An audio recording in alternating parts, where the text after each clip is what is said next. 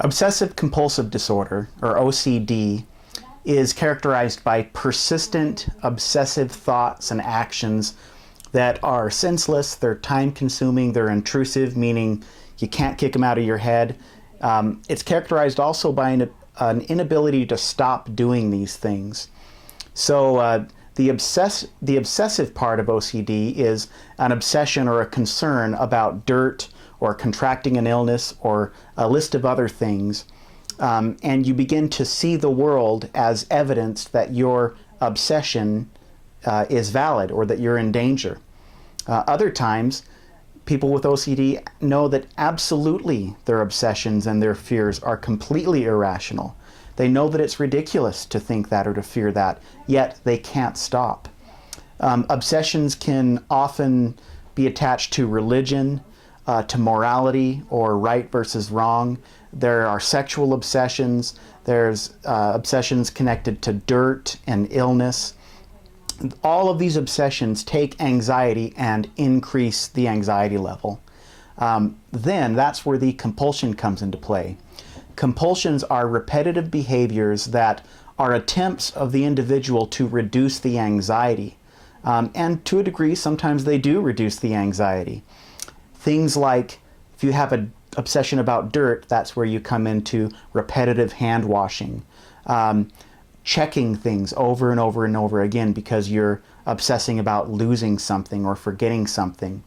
Oftentimes tics, physical tics, body movements are compulsions that soothe and reduce anxiety.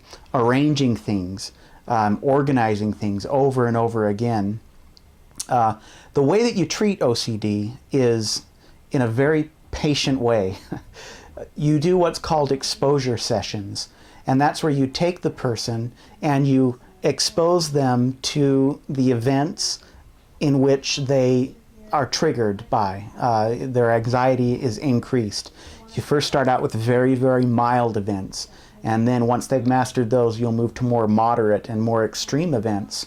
And you just do it step by helping them learn proper coping skills to effectively reduce their anxiety without engaging in the compulsion.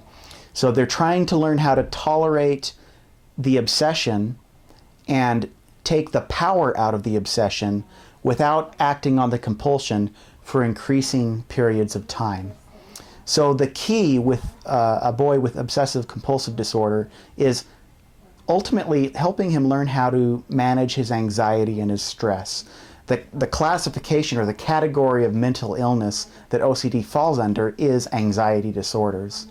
So what you can do as a family member is, number one, be very patient. Number two is your pressure and your intense kind of a punishing approach to getting him to stop the obsession or stop the compulsion is absolutely counterproductive. Stress and pressure for somebody who's trying to overcome OCD only increases their obsessions and their compulsions. So what you'll need to do is, again, take that very kind and soft and supportive approach to helping him learn the coping skills that will bring him peace and healing.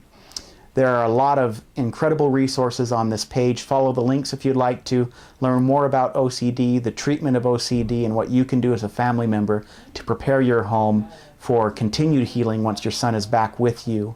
Also, download the link for the module so you can see what we'll be doing with him here at Telos. Thank you.